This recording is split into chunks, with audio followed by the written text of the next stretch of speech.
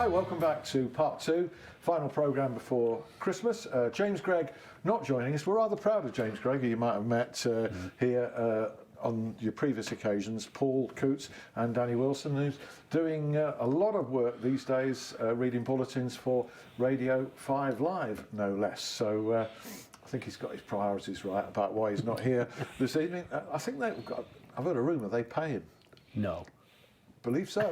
Yeah, I've heard they pay him, and I don't know what that is. So anyway, good luck to James over Christmas on the holiday. We've got a lot to get through in part 2, including an interview re the Barnsley film, Daydream Believers, with Jan Arge Fjortoft, who Blades fans will remember.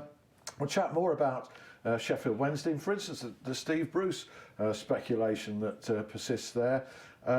The possibility, the dread even, that the Owls could go down. And what about promotion for Sheffield United? I'll tell you what, I'll throw this at Danny first of all, because you're not going to tempt fate. But Danny, 5th I think in the table at the minute. How big an achievement is that, and can they go all the way, do you think? I don't think Chris will like me to suggest that they could.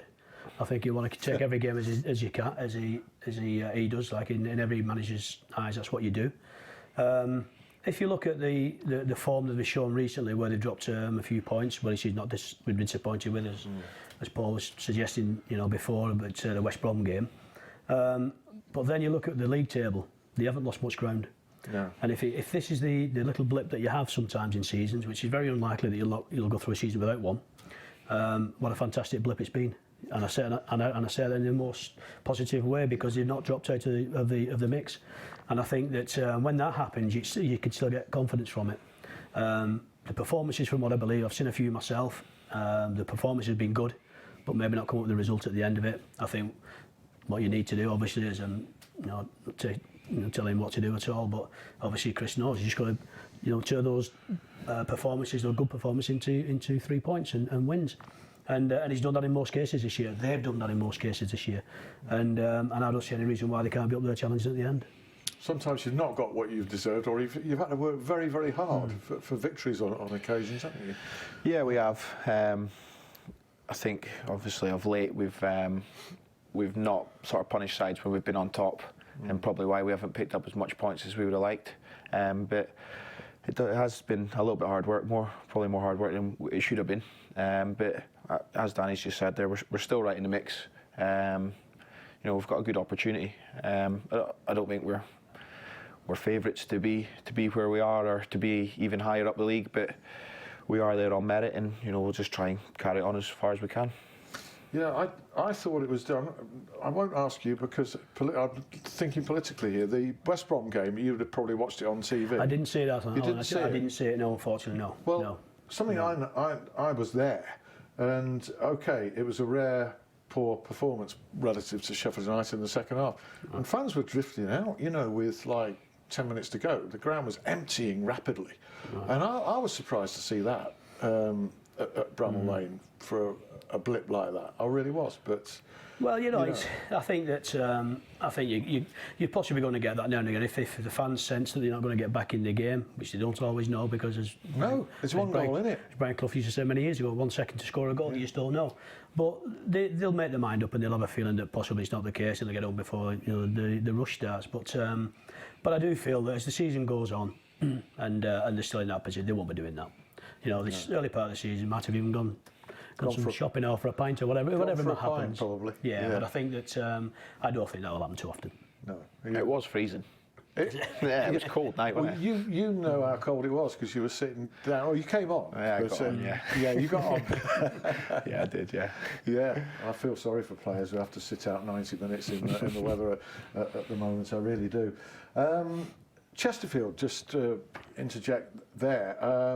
When you were manager there, they were in League One, and now, of course, they're in the National League and fighting a relegation battle, which I know that you're sad about, I'm sad about, and 3,000 or 4,000 incredibly loyal supporters are sad about. Surprised? Very surprised. Of course I am. I think I think over the last couple of years, the players that's been in and around the club. ought to feel quite embarrassed of where they are, because the players that's been at the football club the last couple of years are better than the position they're in now. Whether they've taken responsibility or not, that's got to be, it's got to be the question asked. Certainly I would have asked a question. I've been there, because I don't think that they should be in this position where they are. They're in an awful position. They've had a good result at the weekend, as you know, obviously. Salford, Salford and then the cup match. And the cup match, yeah. Salford's a great win, because obviously they're fancied greatly. And then, to beat anybody and get a few goals is confidence booster. Saturday's game against Orient is a big, big game for them. Obviously, coming away with something from that might be the corner that's turned. I hope it is, because they need some wins under the belt very quickly. How do you feel looking back? Okay, you had a poorish run towards the end there, but the previous season you'd comfortably kept Chesterfield in the league, which was the League One we're talking about, which was the job that you were brought in to do. And then you see Gary Caldwell, Jack Lester, for me, was an appointment. Nothing against Jack, first-time manager, purely to protect the board from the crowd and put a popular guy in there. These would appear to be mistakes. I just wonder how you felt looking from afar. Well, we spoke before about the Sheffield Wednesday situation. Yeah. I don't think it's any different at Chesterfield, where somebody's got to be upstairs who knows football, the football side of it, and looks after the football side of it. And I think they're suffering because that's not the case. You spoke about Gary Caldwell and Jack. When we were there, when we had our tenure there, to stay up was paramount, which we did. With a couple of games to spare, which we were more than happy with. And then, from my point of view, we never built on that. And then we had to bring the wage bill down again. We were then having to beg, steal and borrow players from clubs for a couple of £100 a week, and you're just going to survive like that. And that's why we went into that run that we did. Fully understand that everybody gets sacked on results. We know that, and that's generally what happens. Disappointed at the time I was, because they knew the situation that we were in, and they knew that the fact that we had an enormous injury list as well, if you can remember, and you couldn't do anything about it. No, So we were then playing with young lads in the team who we know we really would find it difficult, but we would have stayed in. I had a full belief we would have stayed in. Might be skin of our teeth again, but we still have been there. But then the decision to do what they did, and then all of a sudden there was money coming into the club for players, which really annoyed me. And then the next manager comes in, there's money again. The third manager comes in, there's money again. Well, we could have been still in League One, possibly with that funding, and maybe even challenging there. Who knows? Yeah, it's human nature. You're annoyed about it. And I think a lot of people are very annoyed about around Chesterfield at the moment. And there was a protest recently by supporters, and I think the club can feel pretty grateful that it was a peaceful protest, which is always the right way. Yeah. We'll see how they turn it around from here, but hopefully the lessons have been learned. I hope so, yes. Management that you're looking towards. Have we not just put him off all this management? No, After this conversation. Near and enough. He still wants to do it. Crazy. Near enough. But Danny's referred there to the way probably the manager's job has changed, and how little power relative to what you did have at one time managers have. And I always think that Sheffield United have got it right in the way that Chris Wilder is allowed to operate and lead the transfer policy, for instance, and that player comes out, that player comes in. It's all joined up, Yeah, I think yourself. He drives the whole club, doesn't he? Yes. He, from recruitment to the football side of things to uniting the fans with everyone. He drives everything, and I think that's probably the way it's got to be successful. And he does it well. And obviously Danny knows a lot more than me about what goes on behind the scenes and stuff like that, but it all seems pretty good down at Bramall Lane at the minute. There aren't many managers, or a decreasing number of managers, allowed to manage in that way now, Danny, strikes me. Yeah, but at the higher levels, I think some of the lower levels still can, and it really depends on the relationship that the manager has with the board of directors or the chairman in particular, and if you have that understanding and that respect for each other, I think you can do that. No doubt about it at all. I think Chris is finding that's what he's got, and you have to say it's proof in the pudding sometimes as well. But some of the players he's brought in have been excellent signings not everything works. We know that. You know, it doesn't. You're 100% right when you're bringing players in and you're formulating a squad. but more than that, if you get more right than wrong, that gives you the trust and the respect. And I think that Chris has got that, and he brought some very good players into the club. Hence where they are. Yeah. Just going across the other side of the city, how much sympathy have you got, say, for Jos Luhukay at the moment? It seems that anything that goes wrong with Sheffield Wednesday is at his door. You know, albeit that, you know, a run of 1 win in 10 is clearly unacceptable, and he has to take responsibility for that. But how hurtful can it be for a manager? The price of petrol went up in Sheffield. They got the blame for that last week, didn't they? There you go. Listen, it's very tough. When a club of the size of Sheffield is going through a bad time, you know, there's the people wanting to point the finger of blame. You know, and the manager's very easy target. He's in front of the 25,000, whatever it is, at a home game. You can see goals, whatever it may be, and straight away the finger's pointed, and then everything's vented at. You know, the frustrations with the board of directors, the price of tickets, the pies are too expensive, whatever it may be. You know, and they'll just vent it on where they possibly can, and it's understandable because it's the only place they can. You know, you walk away from the ground and you can't, unless you go on a... Can't all be his fault, can it? No, it can't. Absolutely not. No, it can't be his fault. You know, but he has decisions to make, and if he gets those wrong, pitch-wise and players-wise and football-wise, then you've got to take the criticism. The other side of it that's away from the pitch, then that becomes very harsh. Yeah. Yeah, he flips. I think. I mean, I've asked him several times about his future. Journalists hate having to do it, but it's an expectation of the job. I know that you've had the same questions, and on 9 occasions they'll ride with it. And on the 10th last weekend, he got very upset and annoyed. Yeah. You could probably understand that more than we could on this. Well, yeah, I kind of explained to you before, and it's not necessarily the one journalist who asked you that question, the straw that breaks the camel's back. It's the 10 you've had before, the 9 before, and it continually been on. When you're trying to put something positive out there, and they're just asking you, you know, are you going to get the sack? Do you fear for your job? There's a board told you, have you got a vote of confidence? Whatever, you know, where they want to put it over. There's a million and one ways to ask the question. You've been known to react. Pardon? You've been known to react. I have reacted, yeah, and I've reacted in a quiet manner as well, you know, but also a very stern one. No, I think it's very difficult for a manager when you're under that much pressure, particularly when the expectations are so high, and they are at Sheffield Wednesday. You know, they're expected to be challenging this year after a couple of good seasons, I suppose, in the last few years. They'll be expected to be up there with the squad they've got. I know they've got injuries. Could they go down? Yes. One question, I say that simply because the games they've got coming up, particularly over the Christmas period, are tough games. Not saying they can't get a result out of them because they've got the quality in the squad to get results, but if they don't, there's one or two teams around them that put a little bit of a run together to get themselves out of the situation they're in. The next 4 games, I think I've made a note of them there. I think they've got Preston at home, Middlesbrough away, West Brom away, Birmingham at home. Now those 4 games they're not pivotal really at the end of the season because there's a lot more games to play, but you can't keep ignoring because you get whittled away the games. You've got to get your next game and try and get something out of it, and that'll give them the confidence again. So home to Preston, if they get a win, wow, it's great for everybody. If they don't, then they will definitely be looking over their shoulders. Going back again to his said about Mr. Chansiri when he said they won't get relegated, you know, you can't say things like that. You've got to keep a focus and put them in a reality position, saying we have a possibility. We've got to batten down the hatches, get as many experienced players out there as you possibly can, put all your issues to one side. It's not about you, it's about the club, and go out and play. Players owe some better performances than they produced and some more togetherness.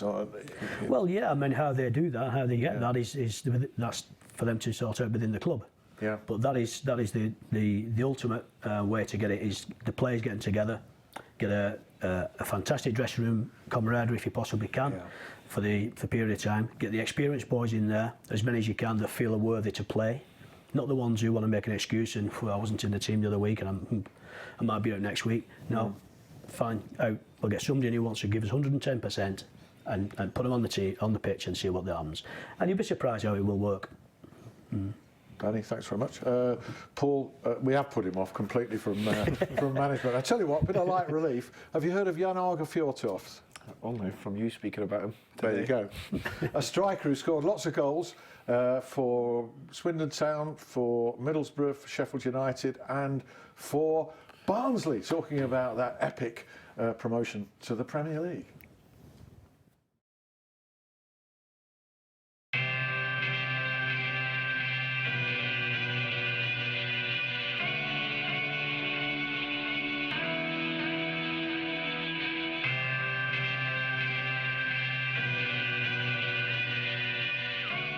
The brand of Barnsley was very important for me because when I see back on my career now, I've been fortunate to play in 4 different countries and I played in 10, 11 clubs. But that part of it, coming to Barnsley, for me, that was like maybe a cliche, but all these films, the mining community coming out of their mines, and they get a football team and to cheer.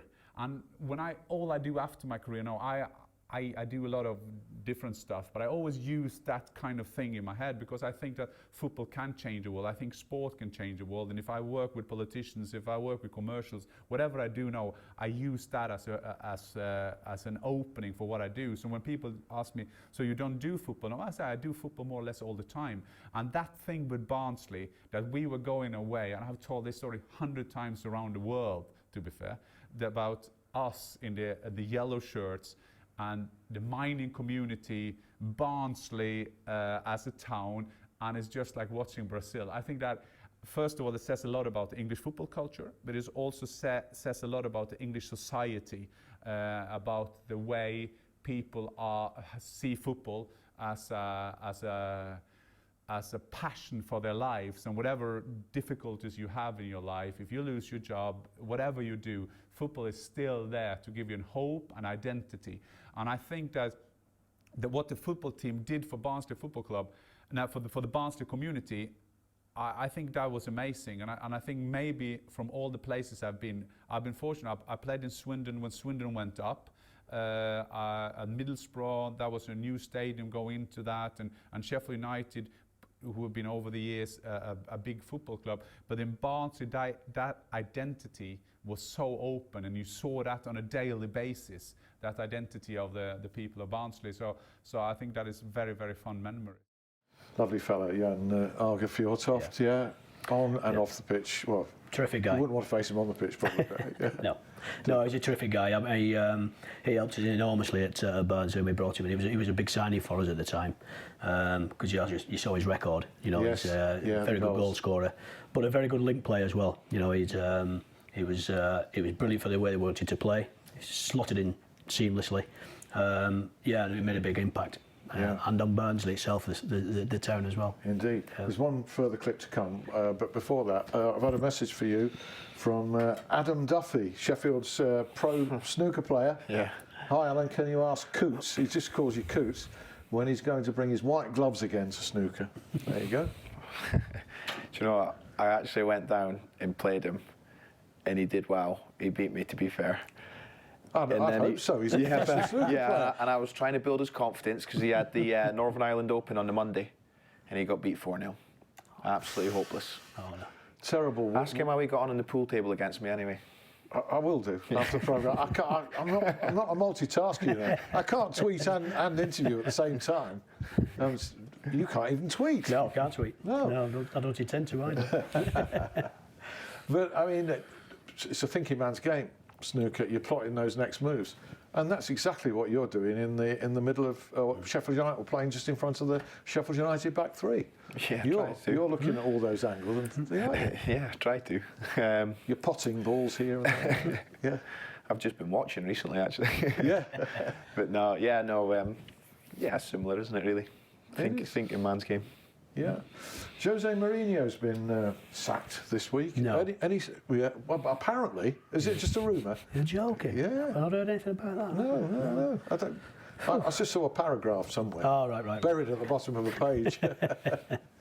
I didn't feel too much sympathy with him, I have to say. I saw what his payoff was, but... Well, you know, I don't think he'd be bothered too much about the payoff. I think he's disappointed that he's not seen it through there. Could he seen it through? Maybe it come a time when I think fans did have a large say in it. You know, I think a lot of disgruntled fans. Maybe the nail in the coffin came at the performance against Liverpool. You know, prior to him leaving, but he also ruffled a few feathers in the media as well, didn't he? You know, people got a little bit tiresome of his attitude, I suppose. But we don't know everything that goes on in the background. You know, we only see what people are writing or assuming. He's never come out and said anything that's been really detrimental to anybody at Manchester United. He'll be disappointed he's not seen it through more than anything, because it's a massive club, and you can't take away his CV. It's a fantastic CV. Well, I saw Steve Bruce's name linked with it among many others this week, and he's also linked with Sheffield Wednesday. And I think, from my sources, that's very accurate. The linking of Steve Bruce. I further think that he would be quite keen or interested in the job if it came up. They've got a manager if it came up, but they've got a manager. They've got a manager at the moment, Alan. Yeah. Yes. I know that you guys find it terrible when this kind of thing happens, but these reports surface, and you look into them, and you try and establish whether there's anything in it. And but he'd want to spend Christmas with his family first. So I think it's a holding period at Wednesday at the moment to see whether Lukai can turn it round over Christmas, and if not, I think there will be a change there. Whether it's to him or not, I don't know. He'd take part of your record away, by the way, having managed Sheffield United. He would become a second man to manage both Sheffield clubs. Right, before we leave, the man himself here, talking about those epic days at Oakwell.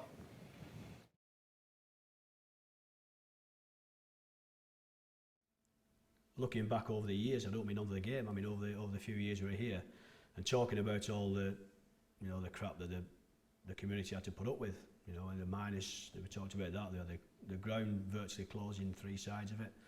You know, they've had some hits over the years, and then all of a sudden, you know, a football club in any community is always essential. A successful one it brings everybody's, you know, how can I say, it brings a pride to everybody, and we were certainly very, very proud of the fans. They were certainly proud of the players. But when you saw them out there, and everyone to a man had a smile on their face, no matter what circumstances they were in, they had a real pride in what we'd done, and we were very proud ourselves, you know, to be able to bring that to them. It was a very emotional day, very emotional. For Marcel, now then Clint Marcel goes for the glory and gets it. That surely is the goal that takes Barnsley into the Premier League. The voice of John Helm describing the historic Clint Marcel goal. You'll have never forgotten it. What does it mean to you having this DVD? I'm presuming you've got more than one DVD. It's a fantastic honour and privilege, and very proud moment when it's happened. But actually to put a film about it and bring back all the great memories that we had has been terrific. It's been brilliantly put together. You know, I have to say, and it's not just about the football. I have to add, it is about the community. The beginning of the film sets it out really well with the miners' strike. The miners' strike in the background. So yeah, it's brilliant in that respect. And the film is available as a DVD from just go on the internet to daydream-believers.co.uk to pick up your copy of that DVD. Highly recommend it. Highly recommend you watch the repeat of this at 11 p.m. if you've missed, or it'll be shortly on my YouTube channel. Thank you to Paul Coutts. Many thanks as well to Danny Wilson. Thank you to you for watching. A very happy Christmas and all the best for the new year.